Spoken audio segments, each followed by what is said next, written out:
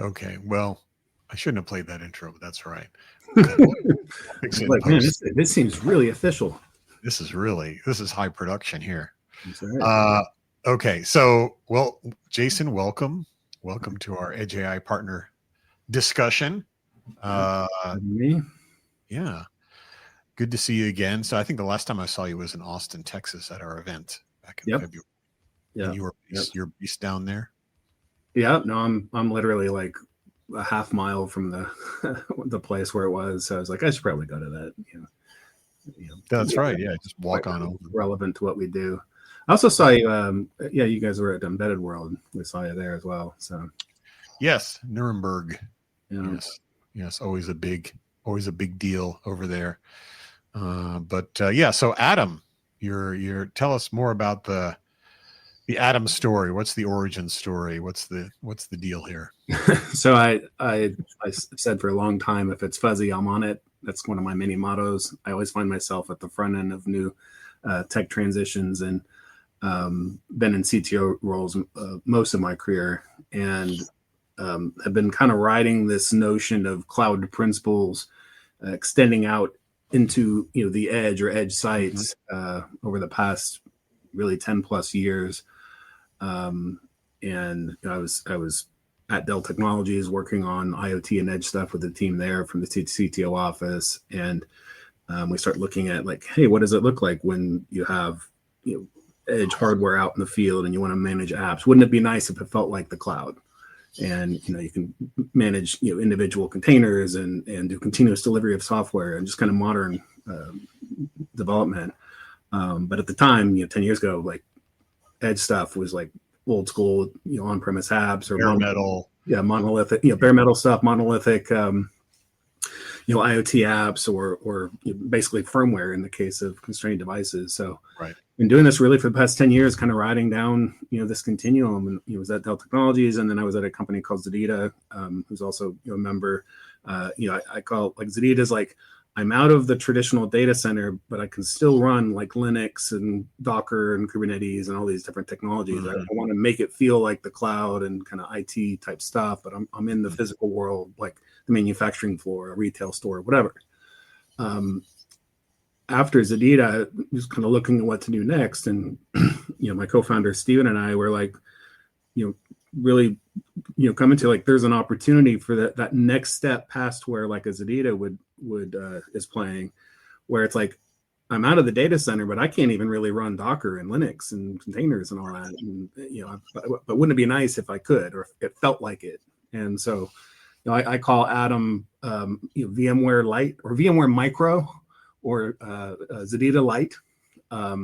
Docker on a diet is another example or that I use. But tiny VMware, sure. Like we are infrastructure. We enable very, very lightweight containers, like thousands of times lighter than Docker, on edge devices. And so it really is like make MCUs, like base devices, traditionally firmware, one change, you recompile the whole code base and you deploy it. It's like brute force. 80% of the developers out there don't know how to program in C or C++ for firmware. Right. Wouldn't it be nice if those the stacks were more like containers? So we're focused on MCU based devices with as little as 256 kilobytes of memory. Right. Up through CPU-based devices that have maybe about 2 gigs of memory. Above that, it's a solved problem. There's a lot of stuff like out there, but there's this spectrum of the edge that has been kind of neglected in the past. Yeah, and so you're in that kind of middleware space. I don't know if that's the right term. Infrastructure is probably the right word. But yeah, we don't sell apps. We're not. About that. We're not in the data path. Your data is never coming to us. We help you orchestrate containers. If you're buying our platform, like a SaaS solution, you would buy us just like you would buy AWS. But instead of managing containers on servers in some remote, data center or cloud, whatever, you are managing them on fleets of devices out in the field. Or if you're an OEM, buying an enterprise license, that it could be hosted, on-prem, it could be hosted in your own cloud, but would be it could be labeled as your own company's product, like white labeled. So Sure. yeah, it's infrastructure. Think of it as kind of like AWS for really tiny devices. Right. And how long has Atym been around? So we were born out of some IP that Stephen and I helped shape in the like 21, 23 timeframe. So basically a couple years. We were founded in the fall of 23. So coming up on 2 years. Yeah, pretty fresh. Yeah. Yeah, no, it's there's this whole I think if we go back, I mean, being in the business for a while, back in the embedded system days, right, it was all very bespoke, bare metal stuff. Kind of, in those days you got things to run and you shipped it, kind of ship it and forget, flash it and forget it, kind of get it out there. And it was, it would run for 10 years until it died. And then, things got connected to the cloud, but from the IoT side, right? That was the old IoT days where it was sort of like, I have this funky thing, I'm going to connect it to a cloud, and God help us, we'll see what happens. Coming out of the M2M days and all that. Yes. And now it's like, we can talk more about what edge computing is, but I feel like it's really like taking a lot of those cloud principles and extending them out. Like it's almost like how do you take, and I would say the cloud world has done a pretty good job of kind of with the virtualization and management, across clouds, whether you're on AWS or Azure or Vultr or whoever, this idea of CNCF based orchestration and management of workloads is pretty standardized. And so how do you take that kind of mindset and workflow and move it out to this previously crazy, heterogeneous, funky edge stuff? The Wild West. I mean, I look at edge computing inherently comprehends the cloud in some sense, because if it didn't, you'd just be doing old-fashioned on-premise computing like we've done for a long time. Right. So even if you're running, analytics or AI models on-prem, out in the field on a device, you could comprehend the cloud in the sense that model might have been trained in the cloud. Mm-hmm. And there's a symbiotic relationship between edge and cloud and events that then get pushed back. But it doesn't mean that everything's running in one spot. It's a continuum. Right. But you'd like to have a similar experience across that continuum in terms of how you manage things and develop applications and all that kind of stuff. So right. It's not edge versus cloud. No, it's edge plus cloud is really the solution. And we're seeing a lot of folks. And also, I think this middleware space is interesting because we have a lot of folks kind of on the make tech side, right? They create cool models and cool chips, whatever. And then there's people on the sort of the device solution side, but I call it the gap between research and reality. It's like, I make this cool thing, but how do I actually ship it and manage it in the field? And that's where a lot of the orchestration and management software needs to happen. And so what you guys are doing, and we'll talk a little bit more about how it works, but a little bit because we don't have that much time, but using things like WASM and other things, like how do you, since you're not using containers, how do you sort of, enable that cross that portable portability across the edge, and that's a kind of a fascinating spot to be in. It's funny, having done IoT stuff and then edge for a long time. And edge being like that intersection of digital and physical worlds, and it's very location based and whatnot.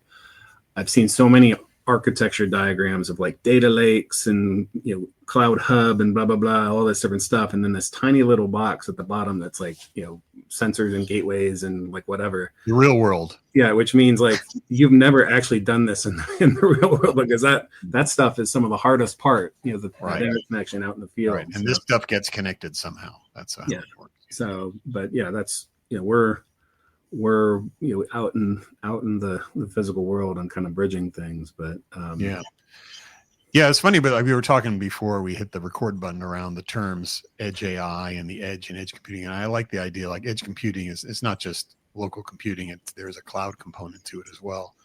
And the tech world, I love the tech world because we're one of the few industries where we just make words up. Embodied AI or whatever, people just make shit up, and it's like I think it's great. So, and I was telling you about my pet peeve, which is people using the term edge AI as like a camel case, like one word, edge AI, and that's like that I get very triggered off of that. But when you think about edge and edge AI, Like, how do you, because we used to be called the TinyML Foundation, and there's Tiny, and there's like all these things. Yeah. How do you kind of, what's your, yeah, in fact, you worked in the Linux Foundation on this. We worked on a taxonomy there in 2020, and it was really for this reason, because there's so many loaded terms. Edge, there was people were saying, oh, it's near edge, far edge, thin edge, thick edge. There's the AI edge, the industrial edge, like, whatever. Actually, no, there's one continuum from like a device up through like kind of on the factory floor, like distributed edge computing, to the on-prem data center, to a bottom of a cell tower, to a regional data center, up through right below the cloud, like at the Internet Exchange. I mean, this is a continuum, and you run things. So we looked at it instead of loaded terms like near and far, which is funny because a telco will say far edge is like the device, whereas the consumer would think the far edge is the telco tower. And so exact opposite. Right. It's just it lacks the context. Right. So we developed this taxonomy, which is what are inherent trade-offs that force choices. So instead of like some loaded term near and far, thin and thick, it is, am I in a physically secure data center or am I not? Can I run, these types of tools like containers and security tools and things like that? Or can I not? Am I so constrained in terms of hardware? Can I not?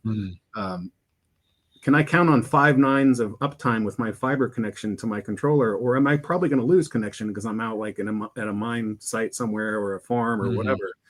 So these sort of vectors define these buckets. And so the taxonomy, which you can find online, and we're even kind of talking about, can we frame some stuff within the community here with it, but like, just hard trade-offs that define what considerations and what tools you would use along that continuum. So that it got really good traction when we did that, because it was just, these are universal truths versus some, term, right. Or ambiguous. I like that. I like that kind of a taxonomy based on those choices. And, yeah, I think we're gonna visit that. The Edge AI Foundation community is going to revisit that taxonomy too. We talked about that, and starting up a new working group here to sort of talk about these kind of commercialization issues and pulling in that taxonomy, because it kind of makes sense. And for me, it's always like you talked about secure data center. There's like a multi-tenant data center, and then there's single tenant, and then because we have folks doing like on-prem single tenant 17-inch rack-based stuff. And we would consider that edge because it's absolutely really constrained to it. But no, it is kind of a relative term. And once you get telco, let's not get telco in there because that's a whole other thing. They just telco just comes in and ruins everything. So let's just not talk about that. But what you run where and why and with what tools completely depends on the what part of the edge and what the use case is, what outcome you're trying to achieve. But so tell us more about for the readers that are not, we this really deserves its own long tech talk, but let's talk about WASM and talk about how you guys are managing portable workloads across these heterogeneous edge devices. Maybe people don't really understand that. Yeah. So WASM, which is the short version of WebAssembly. WebAssembly is an awesome technology with a terrible name. Neither web nor assembly, as Stephen, my co-founder, would say. But it was developed a number of years ago as an alternative, or to augment really JavaScript in the browser, kind of deliver on the promise of Java from 30 years ago. The right ones run anywhere. Well, what's different is that WebAssembly, it's not a programming language like Java. It is a compile target. Right. So you can compile different code bases to WASM, and then that it's effectively a virtualization technology that enables you to run that code on any different architecture. So what's interesting about WASM, it's everywhere, and you probably use it every day. You don't even know about it. It's in all modern browsers when you have plugins and stuff. It's powering the Amazon Fire Stick and things like that. It's in terms of creating apps and whatnot.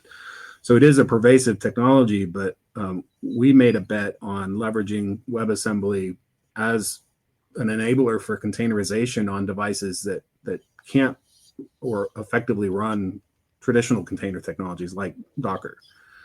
So, Atym, and Docker, for those people, they tend to be heavier. It's sort of like an 8 gig and above. I mean, Docker on Linux, the well-known footprint is about 256 megs of memory. So a gig at a minimum, generally, to run Docker. Two to be comfortable, whatnot. But below that, on a box that can run Linux, it's got a CPU. It could be an ARM A class or a x86 or whatever. Below that 1 gig memory range, that's the limit. The limitation is usually memory. You're doing embedded Linux.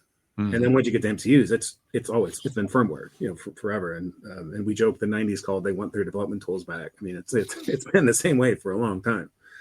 Yeah. But yeah, so WebAssembly, because it doesn't presuppose Linux, enables us to bring containers past what we call the Linux barrier to devices that are even powered by microcontrollers by having an RTOS-based runtime. So, what we sell is our central console. It's the hub. As I mentioned, you'd log into it like you log into AWS if you're buying the SaaS version, or it would be part of your platform if you're an OEM. We've got a built-in container repository. You could bring your own container repository. You integrate and deploy and manage secure containers out in the field. Bring your own apps, all that kind of stuff. And that's what we sell. But then we have 2 flavors of runtime. The original one is for microcontrollers. It's built with the Zephyr RTOS. It really could be any RTOS, but we chose Zephyr because it's got a lot of traction. Basically becomes the firmware on your. What's that? No, Zephyr is pretty good target. Pretty well. A lot of momentum. So basically, if I have a device today, it's a sensor and it's running firmware, and every single change makes me recompile that firmware. So I probably don't update it, and if I have to update it, maybe it's because of security reasons. I'm afraid of then, I cross my fingers because I might break it if it loses power while it's updating. But anyway, so we that runtime basically now becomes the firmware on the device, and then you deploy containers written in choice of programming language on top. And we should definitely talk about how this is really important when it comes to trying to do AI. But so that's like on a microcontroller-based device. The runtime basically becomes a firmware, and then it's all software on top of that, containers.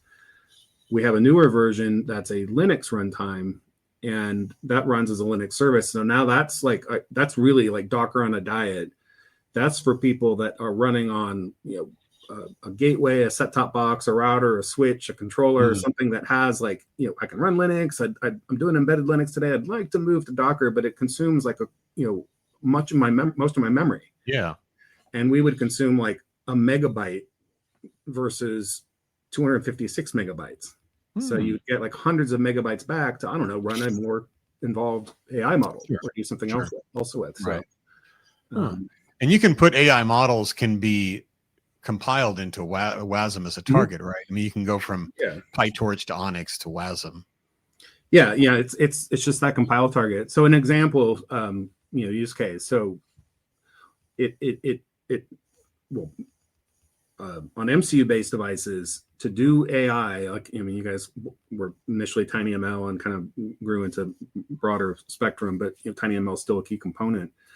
To do that today, you got to take that code and you got to compile it into the firmware. And very likely that model code is going to continuously evolve as it's retrained and improved. So every time you do that, you got to recompile it, into the firmware. And that's challenging enough, but the other challenge is that the person that knows embedded C, that does lower level device drivers and all this kind of stuff, is not usually the person that knows machine learning and Python and Docker and Linux and all that. They're different skill sets. And so our approach, which is rooted in that sort of embedded, kind of abstract the embedded complexity of the device, and then on the top side, it feels like Docker. I mean, these containers could even live in the same repositories as Docker. It basically enables both the embedded and the AI camps to collaborate without having to fundamentally learn new stuff. Right. Yeah. Oh, it's awesome. It's peanut butter and chocolate, right? That's right. We had a customer, we have an industrial customer that, I want to put machine learning on a sensor for telemetry data. Mm.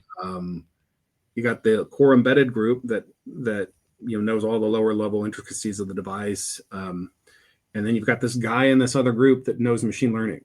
So we get the Atym runtime spun up on the hardware.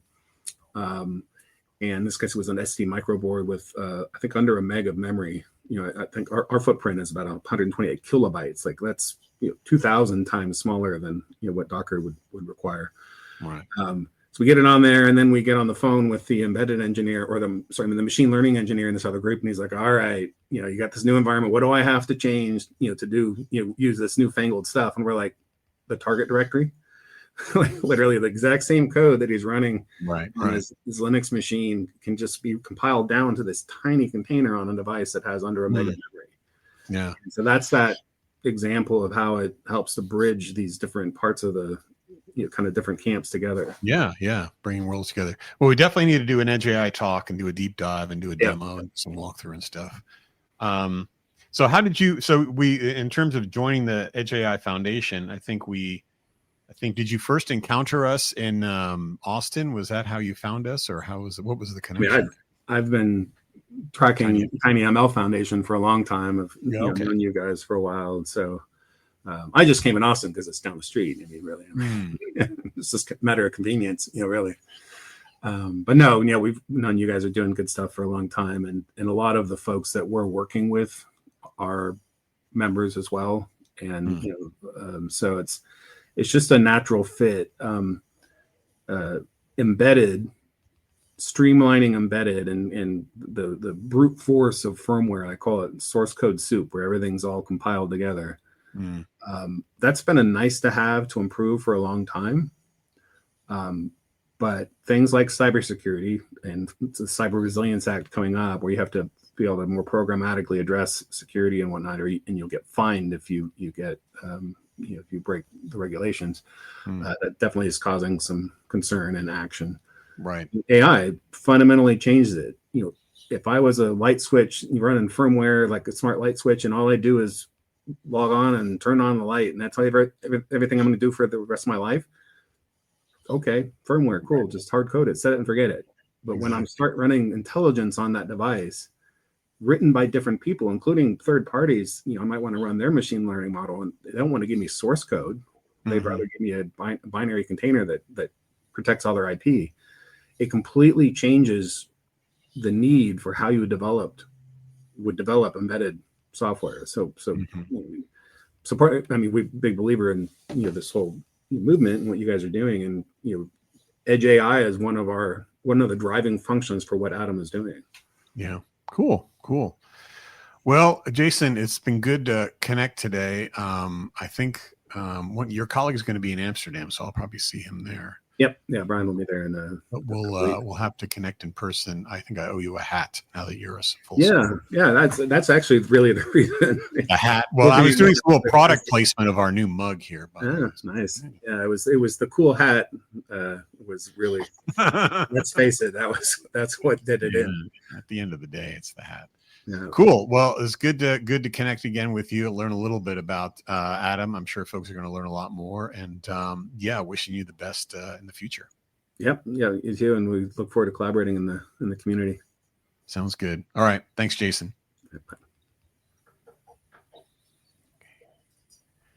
Okay. It's going to play an outro. Actually, I'm going to get that. Sorry. I had it.